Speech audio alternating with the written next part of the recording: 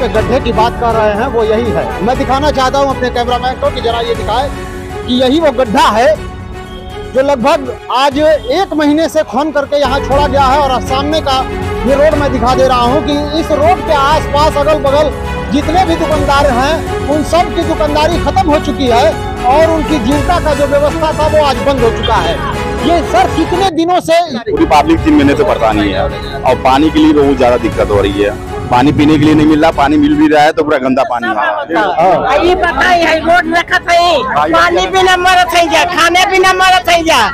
दुकानदारन का दुकान बंद है, देखत है सड़क, ये सड़क है तो यही पानी बिना मर रहे हैं हम लोग। यही तो बगल में आपके नगर पालिका के चेयरमैन रहती हैं, आप सभी मिल करके जाके उनके घर में बैठे। किनारे का पानी घर में जाता, हमने का आदमी ना है यहाँ। दोस्तों मैं मोइनुद्दीन, आप देख रहे हैं जनता की आवाज 007। साथियों, लोकसभा का बिगुल बस बजने ही वाला है और ये बिगुल प्रधानमंत्री मोदी ने कहा कि हम 400 सीट जीत करके फिर से भारत को भारतीय जनता पार्टी का सरकार बनाएंगे। यहाँ के कुछ लोग हैं, मैं उनसे पूछना चाहता हूँ कि उनकी बातों में कितना दम लगता है। सर अपना परिचय दीजिए, आगे अपनी बातों को। मेरा नाम इबादुल्लाह खान है जी। उनके कुछ दम नहीं है, जो सामने आ जाएगा पता लग जाएगा जी। सबसे बड़ी बात है कि 1 हफ्ते 10 दिन से पानी नहीं हम लोग को मिल रहा है। कहाँ? गाजीपुर में? हमारे मोहल्ले में। हाँ। मोहल्ले में पूरी गाजीपुर शहर को खोद के बर्बाद कर दिया गया है। उसके नाम पर आज पानी के लिए हम लोग तरस रहे हैं। 6वीं बार भारतीय जनता पार्टी यहाँ पर नगर पालिका इलेक्शन 6वीं बार जीती है। हाँ। कुछ काम की होगी तभी तो जनता ने जिताया ना। अब वो कैसे जिता रही है? हाँ। वो तो मोदी भी जीत रहे हैं। अच्छा। वो सामने आ जाएगा कैसे जिता रहे हैं, यानी 2024 का मामला समझ में आ जाएगा। वो पता लग जाएगा। सर आप भी इस पर कुछ कहिए कि आखिर ये जो पानी नहीं आ रही है, यहाँ ट्रिपल इंजन की सरकार चल रही है भारतीय जनता पार्टी की और आप लोग परेशान है, तो क्या 24 में फिर प्रधानमंत्री आने वाले हैं? हमको तो उम्मीद नहीं कि आने वाले हैं। क्यों? समस्या इतनी सब है, हम लोगों के पास क्या बताया जाए। वो तो कहते हैं सबका साथ सबका विकास हम दे रहे हैं। बस वो खाली बस पेपर में है। पेपर में है। हाँ, जमीन पर नहीं है। जमीन पर। आपको यहाँ मोहल्ले में क्या दिक्कत है? किस मोहल्ले के रहने वाले हैं? सुजावलपुर के रहने वाले हैं। आप सुजावलपुर के रहने वाले हैं। हाँ। दिक्कत क्या है आपको? दिक्कत देखिए, सीवर खोदा जा रहा है। हाँ। पानी की समस्या बहुत ज्यादा है। हाँ। 1 हफ्ते से पानी इस इलाके में पूरा कहीं नहीं आ रहा। देखिए टैंकर 2 टैंकर नगर पालिका के आ रहा पानी भरने के लिए, और ये जो है सब सारा पानी जो ये गधिया टोले के सब बेचारे गरीब तबके भर जा रहे, किसी को कोई पानी नहीं मिल रहा है। 1 हफ्ता हो गया। तो अगर पानी यहाँ पर भारतीय जनता आपको पहुँचा देती है तो आप उसे वोट देंगे? पानी की तो बड़ा बात नहीं है। हाँ। समस्या जो और भी तो समस्या बहुत कुछ है। और भी लोग हैं, मैं उनसे भी जानना चाहूंगा कि सर जरा सा आप यहाँ आइए और आप हमसे बातें करिए कि आखिर आप प्रधानमंत्री मोदी कह रहे हैं कि 400 सीट हम जीत करके लेके आएंगे, इस पर आप क्या कहना चाह रहे हैं? 400 सीट तो कभी जीत ही नहीं सकते। जो है वो 370 का जो है टारगेट दिए हैं, लेकिन उनके जो साथ जो भी गठबंधन में हैं वो निकलते जा रहे हैं। जो है यहाँ जो है इंडिया का कैंडिडेट डिक्लेयर हो चुका है और लोग कहते हैं कि कोई काम नहीं किया, तो वो पूरे सांसदीय का क्षेत्र जो है लंबा होता है। जो है उनकी सरकार है नहीं जो है, और उन्होंने जो है अपने धीरे से जो है कई रोडें वगैरह बनाई हैं। ये जो समस्या है ये लोकल की समस्या है, ये नगर पालिका के अंदर आता है। वहाँ चौराहे पर आप देखिए क्या रास्ता आने का है। और जी अभी मैं चलूंगा। दूसरे जो जनता टैक्स देती है और जब इलेक्शन आया तब उन्होंने किया, ये तो जो है 10-15 साल हो गया जो यहाँ के चेयरमैन हैं, तो वो टैक्स लेते हैं। उनको तो पैदल भ्रमण करना चाहिए कि क्या जनता को तकलीफें हैं। क्या मैं आपसे ये जानना चाहता हूँ कि गाजीपुर का जो वोट है इस नगर पालिका के जो चेयरमैन है उनकी वजह से कट जाएगा लोगों का वोट? जी जी बिल्कुल, शहर की जनता त्रस्त है। जो है नगर पालिका ने जो है किस तरह से इलेक्शन जीता, क्योंकि उसमें भी जो है अलग अलग लोग खड़े थे, लेकिन उन्होंने जो है बूथ कैप्चर कराया कई जगह। जो है सिर्फ उनके विकास न करने से जो है जनता यहाँ की नाराज़ है। चूँकि जो है सांसद में जो है निधि आती है, एक लंबा क्षेत्र है। जो है तो पहली बार जब जीते थे तो मैं तो बरबरना मोहल्ले में रहता हूँ, यहाँ हमारे रिश्तेदार इनसे मिलने आया था, तो देखा कि यहाँ भी जो है लोग त्रस्त हैं। जो है तो पहली बार जब उनके निधि से जो है प्रकाश टाकी से जो है MH स्कूल तक रोड बनी थी जी। और मनोज सिन्हा जो थे, जो पहली बार जीते थे, तो उनकी निधि से सिर्फ जो है लंका में एक मैरिज हॉल है वही दिखाई दिया था कि उसमें अपने निधि का पैसा दिया था। तो सवाल ये है कि जो भी है विपक्ष का ही जो है सांसद है, उसने कितना विकास किया। लोग कहते हैं मनोज सिन्हा ने बहुत विकास किया, उसको रेल से जोड़ दिया, तो वो तो रेल मंत्री थे, वहाँ से बजट उनको मिला था। एक बड़ा काम तो हुआ इस पिछली सरकार में, लेकिन वो जो है मैं उधर से जाया करता था, जमानिया जो है मेन रोड जाम रहता था एक वक्त, तो उधर से लौट के आ रहा था, तो उस वक्त जो है मनोज सिन्हा का रथ वहाँ खड़ा था। उन्होंने कहा था कि ये जो प्रोजेक्ट है ये 3.5 साल में हो जाएगा, लेकिन हमने कहा कि उम्मीद थी कि 5 साल में हो जाएगा। 10 साल होने जा रहा है, जो है अभी तक वो जो है कंप्लीट नहीं हुआ। और जनता को जो है अगर कंप्लीट हो जाता तो जो उस तरफ जाते हैं और ट्रेनें मिलती। फिर पिछली सरकार उन्होंने कहा था कि ये मऊ को भी मिलाना है जो है, तो अभी तो ज़मीन ही नहीं एक्वायर किया। और श्रेय लेते हैं जो है यहाँ के मुख्यमंत्री की पूर्वांचल को हमने बनाया, वो जो है पिछली अखिलेश सरकार में शुरू हो चुका था काम जो है ज़मीन एक्वायर करने का। कि ये और जिस तरह से वो आगरा से पिछली अपनी सरकार में जो है यहाँ लखनऊ चल गए थे जो है, और इनका जो प्रोजेक्ट था जो है तो अच्छे वहाँ जगह जगह जो है शॉप और ये जो है क्या कहते हैं आपका एग्रीकल्चर का प्रोडक्ट का मंडी लगाने का। और लोगों से हम सवाल लें? हाँ लीजिए कि किस आधार पे वोट देंगे। सर आप ये बताइए कि आज लोकसभा चुनाव का जो अब डिक्लेयर हो चुका है, आपके इस गाजीपुर में सांसद कैसा हो और कैसा चुनेंगे आप? देखिए सांसद जो हमारा जो हम उस तरह का चुनेंगे जो इसमें काबिलियत हो और विकास करने वाला चुनेंगे, जो विकास करे गाजीपुर का, हम उसी को चुनेंगे सांसद। तो क्या ये जो 5 साल बीता है उसमें गाजीपुर के सांसद के कुछ विकास नहीं किए हैं? नहीं सर, जो गाजीपुर में 5 साल बीता है उसमें अफजाल अंसारी अभी प्रेजेंट टाइम में सांसद हैं जी, ठीक, उन्होंने विकास किया है। और लगभग वो इस वक्त गांव में सैदपुर से लेकर लखनचनपुर डेहगांवा 10-10 किलोमीटर 12-12 किलोमीटर की रोड उन्होंने बनाया है। जो टोटल रोड 350 किलोमीटर की वो बना चुके हैं, जो कुछ पैसा अभी पेंडिंग में विकास निधि का, ठीक है, अभी वो प्रस्ताव पास कराए थे। ऐसा नहीं कि उन्होंने विकास नहीं किया, विकास किया, रोड बहुत बनाया है गाँव में। तो ये सर ये मैं आपसे जानना चाहता हूँ कि आखिर शहर में उनका हाथ क्यों नहीं दिखाई दे रहा है अपने सांसद का? सर अब इस बारे में क्या बताया जाए, चारों तरफ उनको पूरा जिला देखना है जी। शहर के लिए तो चेयरमैन है ही है, है कि नहीं? जी जी शहर के लिए चेयरमैन जो देखना वो देख रहा है, वो देहात भी देख रहे हैं, यही कारण है कि वो शहर में नहीं आ पा रहे हैं। अच्छा ये बताइए आप कि प्रधानमंत्री ने कहा है कि सबका साथ सबका विकास, तो क्या यहाँ अल्पसंख्यकों का वोट प्रधानमंत्री को जाएगा? सर अब की बार जो है मोदी जी को हटा के योगी जी को बनाना है प्रधानमंत्री, क्योंकि योगी जी विकास नहीं, मोदी जी विकास नहीं कर रहे हैं, मोदी जी विकास कर रहे हैं। कैसे? इसलिए कि मोदी जी विकास एकदम कर ही नहीं, कुछ नहीं कर रहे हैं। तो योगी जी आएंगे तो विकास करेंगे? योगी जी को बनाना प्रधानमंत्री। क्यों? सही कर रहे क्यों क्यों? इसलिए कि वाकई में वो काम कर रहा है। योगी जी काम कर रहे हैं? काम कर रहे हैं। योगी जी का योगी जी काम कर रहे हैं, मोदी जी काम नहीं कर रहे हैं। तो योगी जी को प्रधानमंत्री बनाना है, अब भेजना है दिल्ली। देखिए क्या बात कहा इन लोगों ने कि अपने योगी जी को, जो उत्तर प्रदेश के मुख्यमंत्री है, उन्हें ये ख्वाहिश जाहिर कर रहे हैं कि प्रधानमंत्री बनाएंगे। उनके कुछ गुण बताएं आप। अरे सर गुण तो बहुत है, जैसे तुषार बताएं। एक बुलडोजर विकास है, ये बुलडोजर विकास है, ये विकास है, बहुत बड़ा विकास हो रहा है। योगी जी ये विकास जो कर रहे हैं बुलडोजर विकास कर रहे हैं। गरीबों के छाती पे बुलडोजर चला दे रहे हैं। अच्छा तो ये विकास, मकान गिरा दे रहे हैं, यही विकास है। सर इस पर क्या कहना चाहते हैं? देखिए इनका एक तरह से कहना ठीक है। सबसे बड़ा सूबा जो है उत्तर प्रदेश है और यहाँ 80 सीटें हैं, इसीलिए मोदी अपना प्रदेश छोड़कर यहाँ आए पहुँचने के लिए। और एक साल में जो है 5 ईयर प्लान बनता है, योजना होती है कि किस फंड में जो है कितना बजट दिया जाएगा जो है। तो अगर जो है जो वो बजट देंगे उसी से यहाँ का विकास होगा। जैसे हमने मिसाल दिया था। सही आप कह रहे हैं कि जितना भी आपको दिखाई दे रहा है विकास, वो सब गुजरात में दिखाई दे रहा है। अगर उत्तर प्रदेश में मुख्यमंत्री बन जाते हैं प्रधानमंत्री, तो वो विकास यहाँ उत्तर प्रदेश में दिखाई होगा। सही बात है। तो ये जो वहाँ से आए हैं, हमें सूचना मिली है कि पूरे यूपी का ठेका जो उन्होंने नगर विकास के लिए दिया है, ये जयंत शाह के हाथ में है। मतलब उन्होंने दूसरे को कॉन्ट्रैक्ट दिया था, हम कंफर्म नहीं है, सुनने में आया है। तो अगर यहाँ और बजट भेजें जो है इस फंड में, खास करके जो हाईवे की है उसके जो है गडकरी जो है उसके मंत्री हैं, तो वो जो है ईमानदार जो है भाजपा में है, जो उन्होंने बहुत विकास किया है, लेकिन इधर के वो है नहीं जो है। तो यहाँ और ज़्यादा फंड देना चाहिए हाईवे को विकास करने का। मिसाल के तौर पर जैसे हमने रेलवे का आपको मिसाल दिया, तो उस रेल लाइन को जो है मऊ से भी जोड़ने की बात है जो है, तो वो अभी लैंड ही नहीं एक्वायर हुआ।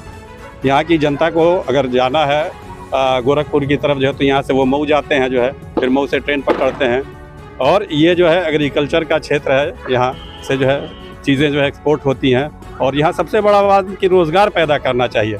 सरकारी अफीम फैक्ट्री के बाद बच्चे भी हैं, मैं उनसे इस बारे में बात करना चाहता हूँ कि बाबू आप ये बताएं कि रोजगार के मामले में योगी सरकार कैसे है। चलिए मैं आगे इनसे पूछता हूँ। सर ये बताएं आप कि यहाँ आपका नाम क्या होगा? मेरा नाम जिशान खान है। जिशान खान, आपकी उम्र क्या होगी? मेरी उम्र 26 साल है। करते क्या है आप? मैं प्राइवेट सेक्टर में जॉब करता हूँ। प्राइवेट सेक्टर में आप जॉब करते हैं।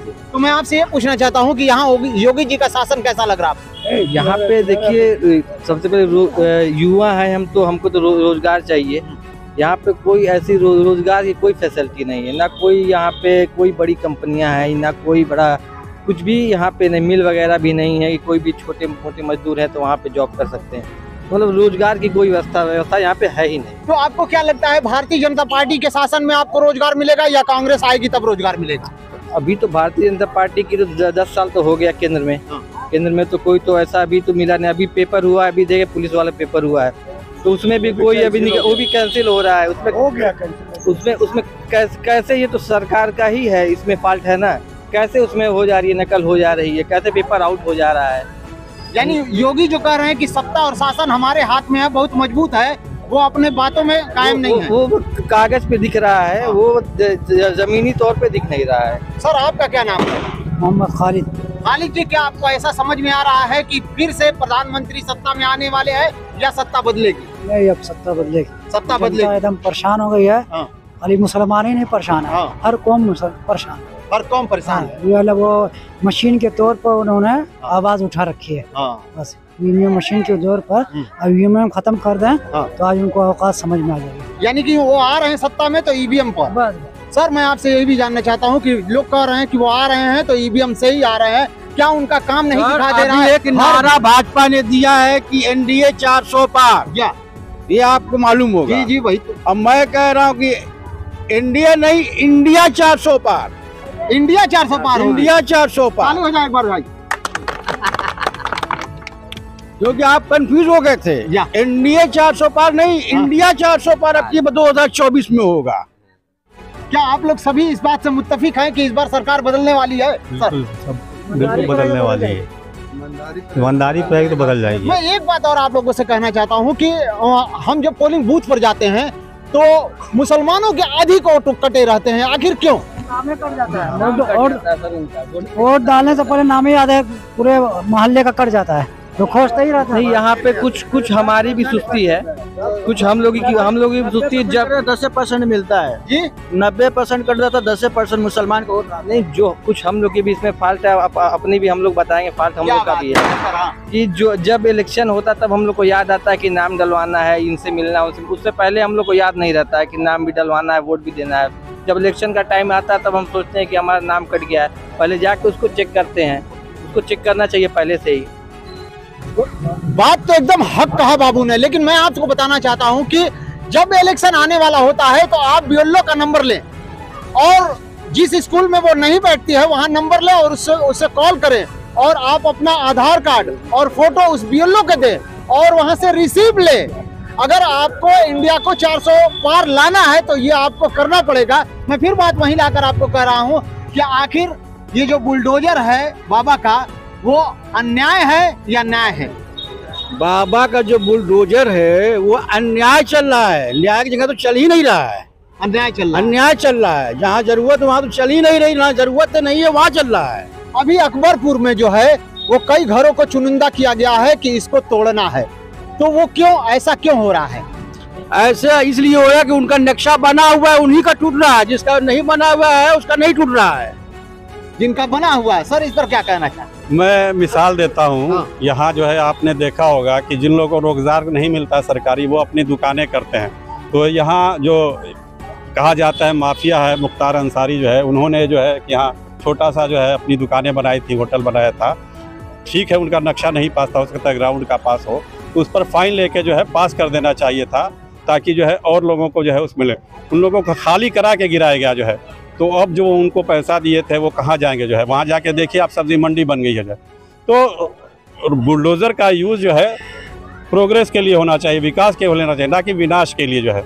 अब उसमें जो दुकानें किए थे वो फुटपाथ पे आ गए। बुलडोजर का और जो प्रयोग है वो विकास के लिए होना चाहिए, न कि विनाश के लिए। मेरे मन में ये सवाल था कि अगर एक व्यक्ति कोई कांड करता है, क्राइम करता है, तो क्या सारे खानदान को, यानी बच्चे को, छोटे बूढ़े को, सबको सजा मिलनी चाहिए? सर नहीं, जो क्राइम किया है सिर्फ उसी को सजा मिले, उसके खानदान को नहीं मिलनी चाहिए जो है। तो ये जो आज बुलडोजर का मामला चल रहा है, अगर किसी का घर तोड़ दिया जा रहा है, उस घर में बच्चे हैं, बूढ़े हैं, मतलब महिलाएं हैं, उनको ये सजा क्यों दे रही है सरकार? वो जो है सिर्फ जो है बर्बाद करने के लिए। आपने देखा अभी हल्द्वानी का केस आपने देखा जो है, वहाँ अभी कोर्ट की डेट थी, लेकिन उससे पहले वहाँ प्रशासन पहुँच के जो है वो उसको तोड़ दिया। अभी मिसाल के दिल्ली में जो है वो ऐसी जगह पे 600 साल पुरानी मस्जिद जो है गिरा दी गई जो है, जबकि वो सारा उसके कागजात थे, वहाँ मदरसा चलता था, कब्रिस्तान को उन्होंने खोद दिया फजर के वक्त से पहले जाके जो है। लेकिन ये देख नहीं रही है, इंटरनेशनल मीडिया भी अपने को विश्व गुरु बन रहे हैं जो है, और वहाँ जा रहे हैं। यहाँ की जिसको रोज़गार नहीं मिलता वो विदेश जाते हैं जो है। ये अभी दुबई गए, वहाँ के लोग कितने सहिष्णु है कि मंदिर के लिए जगह दे दी जो है, और इन्होंने जाके वहाँ घूमा। और यहाँ जो लीगल जो है मंदिर मस्जिदें हैं जो है उसको वो गिरा रहे हैं। आखिर क्यों ऐसा क्यों हो रहा है भैया कि दुबई में उनके लिए मंदिर बनाया जा रहा है और यहाँ भारत में जो मस्जिदें 600 साल से हैं उनको गिराया जा रहा है? आखिर क्यों? ये तो अब उन्हीं का कोई प्लान है, मंसूबा है, अब वही जाने। लेकिन हम ये तो गलत हो रहा है, गलत हो रहा है। बुलडोजर से क्या देश की जनता को भलाई मिलेगी? नहीं, भलाई नहीं मिलेगी। भलाई नहीं मिली। विनाश से किसी को भलाई मिली है? विनाश से किसी को भलाई नहीं मिलता, विकास से भलाई मिलती है। अब मैं आपसे ये पूछना चाहता हूँ कि 24 में आपका मुद्दा क्या है? 24 में मुद्दा साफ है कि अपना सब युवा है तो रोजगार चाहिए हमको। तो भाई जो भी युवा रोजगार मांगता है, आपको क्या चाहिए सर? बच्चे रोजगार पाए, यही हम लोग चाहेंगे। आपको भी ख्वाहिश है कि बच्चे रोजगार पाए। सर आपके क्या? सर ये देख रहे हैं जितना ये मजमा है दूर दूर तक, ये सब बेरोजगार घूम रहे हैं, टहल खड़े हुए हैं, किसी के पास रोजगार नहीं है। एक कमाने वाला 10 खाने वाले हैं यहाँ, किसी के पास रोजगार नहीं है। एक ही मुद्दा सभी का यहाँ है कि हमको रोजगार मिले, बच्चों को रोजगार मिले। हाँ। और शिक्षा पे कोई कुछ बोलने वाला नहीं? शिक्षा जो लोग पिछड़े हैं जो है उनको जो है प्रोत्साहित करना चाहिए, फ्री एजुकेशन देना चाहिए। यहाँ तो अल्पसंख्यक की जो है स्कॉलरशिप ही ख़त्म कर दिया जो है।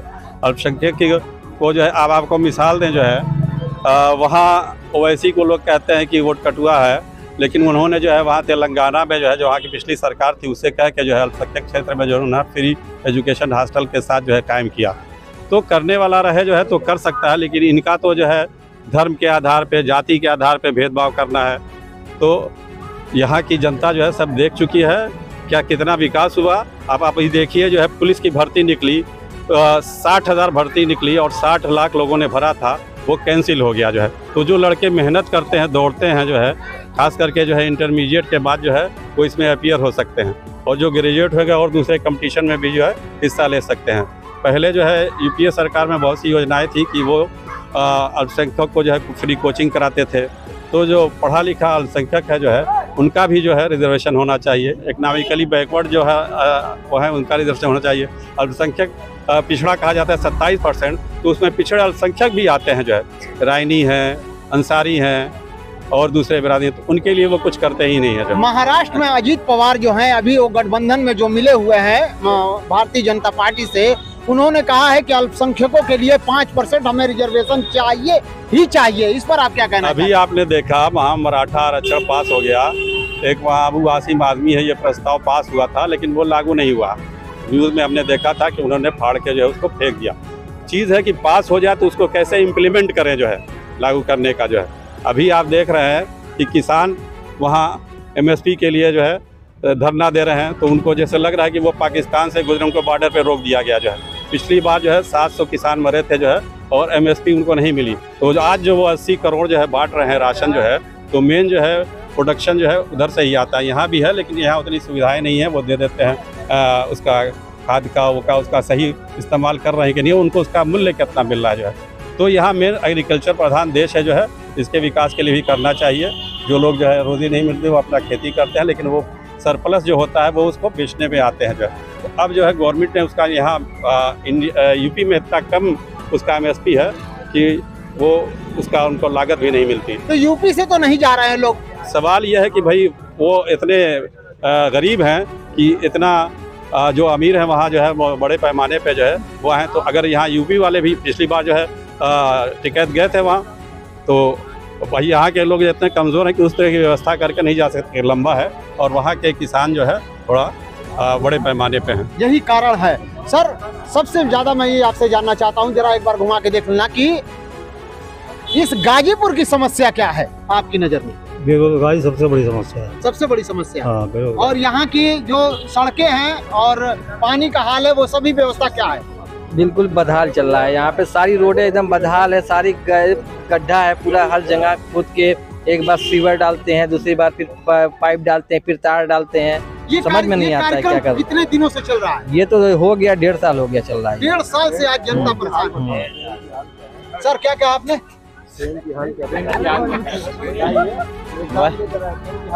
ट्रेन की हाल बहुत अभी खराब चल रही है स्थिति।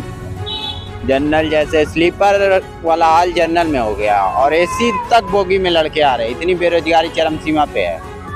60,000 वैकेंसी के लिए चले जा रहे हैं 60 लाख बच्चे, और 5,000 वैकेंसी के लिए 15 लाख, वो भी झारखंड पुलिस में भी।